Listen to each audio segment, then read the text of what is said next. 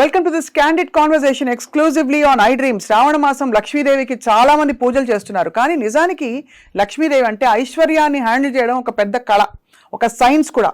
ఎందుకంటే ఈ రెండింటిని బ్యాలెన్స్ చేసుకుంటూ మనకి కావాల్సిన అవసరాల కోసం డబ్బుల్ని సేకరిస్తూ కొంత డబ్బు దాచుకుంటూ ఫ్యూచర్కి ప్లాన్ చేసుకుంటూ ఉండడం ఒక చాలా పెద్ద టాస్క్ అని చెప్పాలి. ఇవాళ we have a very big expert మనతో పాటు.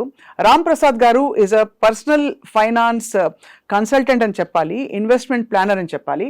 వారి అపారమైన అనుభవాల్లో ఎక్కడెక్కడ ఇన్వెస్ట్ చేయాలి, ఎంత డబ్బులు దాచుకోవాలి, ఎంత ఖర్చు పెట్టచ్చు, మౌలిక విషయాలు తెలుసుకుందాం. రామ్ ప్రసాద్ గారు, థ్యాంక్ యూ సో మచ్ అండి. నమస్కారం. నమస్కారం మేడం. యా, సో బేసికలీ డబ్బుల్ని హ్యాండిల్ చేయడం ఒక ఆర్ట్, నిజమేనా అది? Yes ma'am. యా, అందరికీ వచ్చే క్వశ్చన్. చిన్నప్పుడు అయితే మా తాతగారి టైంలో అయితే పొదుపు చేయి, దాచుకో ఎక్కువ అని స్ట్రెస్ చేసేవారు. ఇప్పుడు it is a day of spending. So ఈ రెండింటిని అసలు ఎలా బ్యాలెన్స్ చేసుకోవాలి మనీని? మన భవిష్యత్తుని నిర్ణయించేది మనం సంపాదిస్తున్న మనీ కాదు, మనం పెడుతున్న పెట్టుబడులు. మీకు ఎంత వచ్చిందని కాదు, దాన్ని ఎలా ఇన్వెస్ట్ చేశారనేది మన ఫ్యూచర్, మన కిడ్స్ ఫ్యూచర్ని డిసైడ్ చేస్తుంది. అవును. సో ఒక ఇండివిజువల్ వ్యక్తి యొక్క లైఫ్లో ద మోస్ట్ ఇంపార్టెంట్ థింగ్ ఏంటంటే it has to be the investment and protecting his family. మళ్ళీ పాయింట్ వైజ్ చెప్పండి. రిస్క్ కవర్ ఉండాలి, అవసరాలకి డబ్బులు ఉండాలి, మూడోది ఫ్యూచర్ నీడ్స్ని ఐడెంటిఫై చేయాలి, నాలుగోది బహుశా లగ్జరీస్కి ఇతరత్ర ఇప్పుడు ఇంటెలిజెన్సెస్కి కూడా కొంత బఫర్ ఉండాలి. ఒక వ్యక్తి లైఫ్లో ఎంత సంపాదించాడు ఎంత ఇంపార్టెంటో, దాంట్లో ఆయన ఎంత అనుభవించారు అనేది కూడా ఇంపార్టెంట్. అవును కదా. I see lot of people after making money, creating more assets, they still live poor and die rich.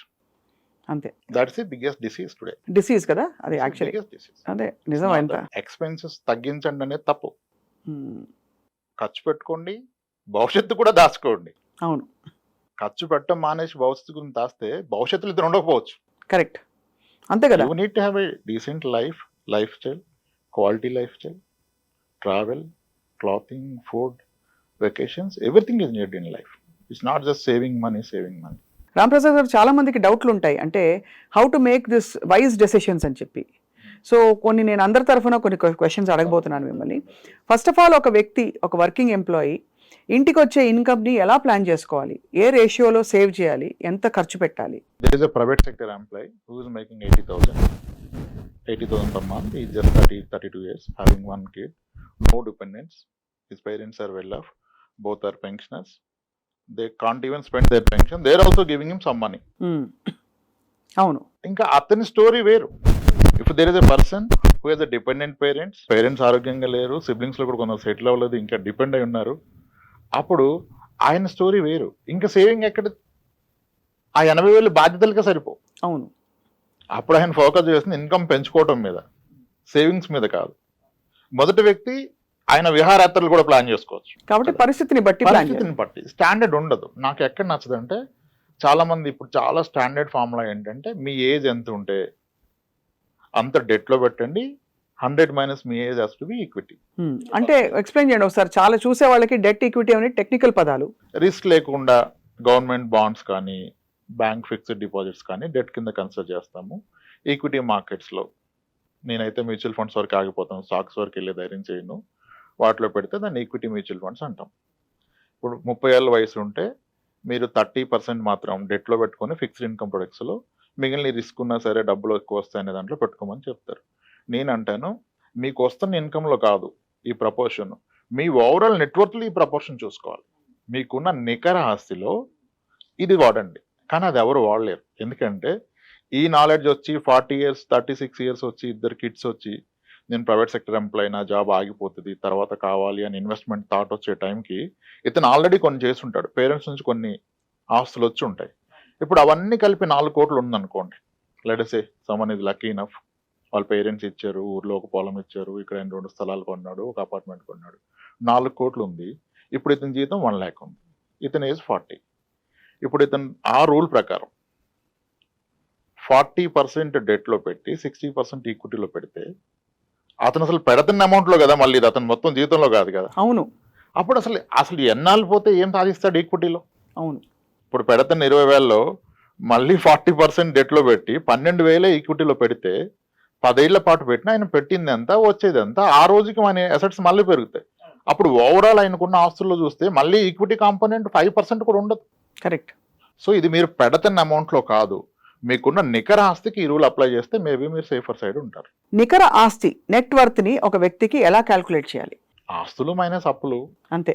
కానీ అది చూసుకొని మురిసిపోతారు. దాంట్లో లిక్విడ్ అసెట్ ఎంత చూసుకోవాలి. ఆస్తుల్లో లిక్విడ్ అసెట్ కూడా ఉంటుంది కదా, అంటే అదే ఆస్తి fixed deposit లు. లిక్విడ్ అసెట్ అనుకోవడం తప్పు. అంతే. మీ గోల్డ్ ఈజ్ లిక్విడ్, మీ బ్యాంక్ ఎఫ్డి ఈజ్ లిక్విడ్, మీ మ్యూచువల్ ఫండ్స్ ఆర్ లిక్విడ్, మీ స్టాక్ ఈజ్ లిక్విడ్.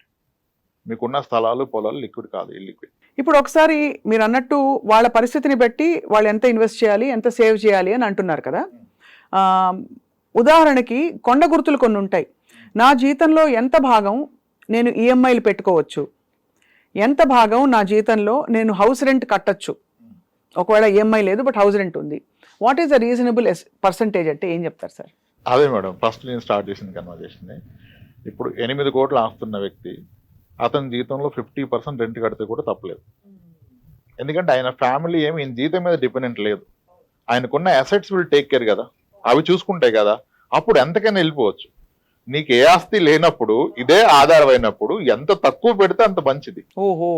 ఆ తక్కువలో మళ్ళీ సరైనది ఏది సరికాందేది చూసుకోవాలి. ఇప్పుడు పిల్లల ఎడ్యుకేషన్ అనేది the best investment in life. అదే ఇప్పుడు అక్కడ కాంప్రమైజ్ అయిపోయి అక్కడ నేను లక్షలు పోయిను, 1000 పోయిను అంటే భవిష్యత్తు ఎలా? కరెక్ట్. ఇప్పుడు I see lot of people, అంటే నేను ఇప్పుడు నా వయసు చిన్నదైనా నాకంటే పెద్దవాళ్ళని చాలా మందిని కలుస్తాను కదా, చాలా మంది దే ఆర్ మోస్ట్ హ్యాపీ. వాళ్ళ పిల్లల మొదటి జీతం వీళ్ళ చివరి జీతానికన్నా ఎక్కువ, లేదా ప్రజెంట్ జీతానికన్నా ఎక్కువ. అవును.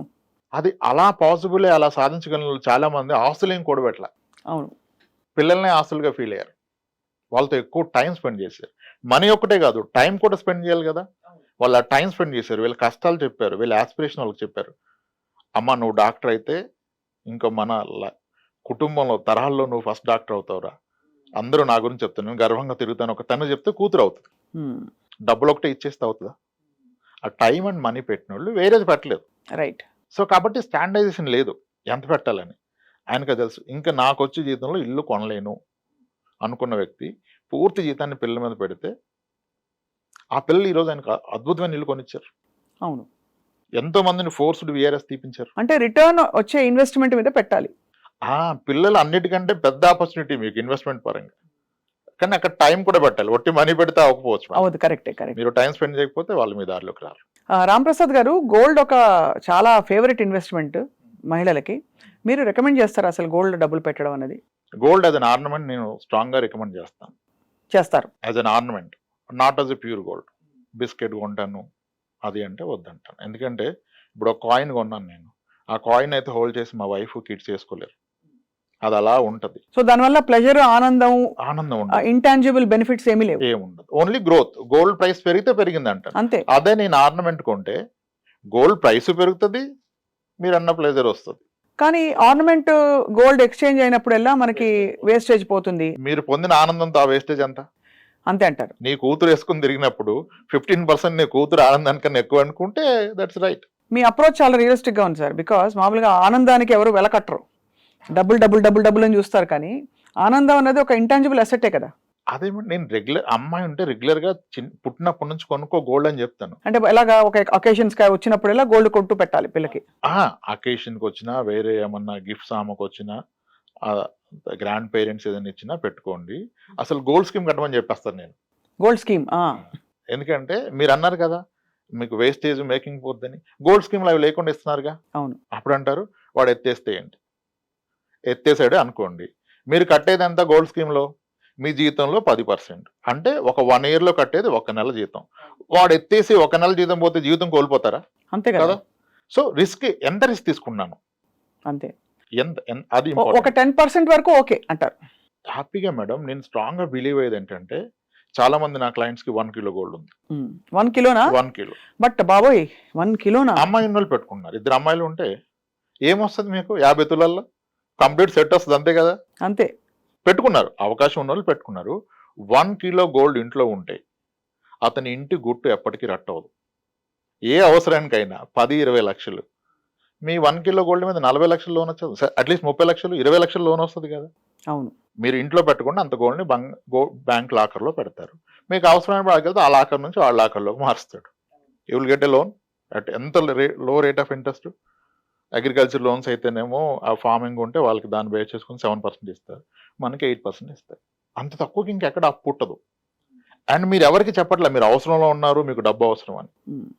అవును. ఇప్పుడు చాలా మంది ఒకప్పుడు ట్రెడిషన్ ఏంటంటే చిట్స్ కట్టడం ఒక్కటే తెలుసు గవర్నమెంట్ ఎంప్లాయీస్.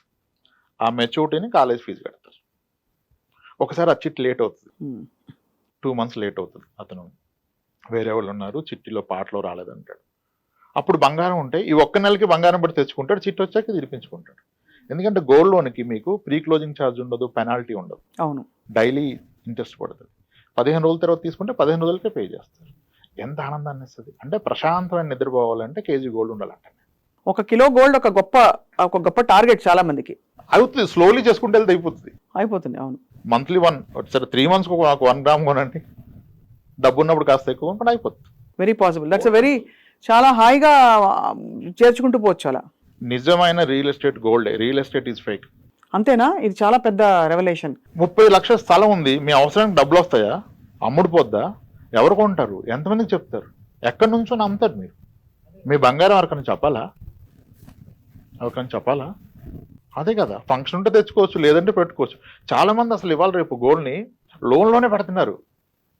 ఎందుకంటే సార్ నాకు 7-8% లోన్ వచ్చేస్తుంది, స్మాల్ ఫైనాన్స్ బ్యాంక్ 9.25 ఇస్తుంది, నేను లాకర్లో పెడితే వాడు లాకర్ ఛార్జ్ చేస్తున్నాడు, లాకర్ ఇవ్వమంటే పాలసీ కట్టమన్నాడు, ఎందుకు అదేదో నేను లోన్లో పెట్టేస్తాను, ఆ డబ్బులు ఎక్కడ ఇన్వెస్ట్ చేస్తే ఎక్కువ వస్తున్నాడు. అది కరెక్ట్ అని చెప్పట్లా, అలా కూడా చాలా మంది చేస్తున్నారు.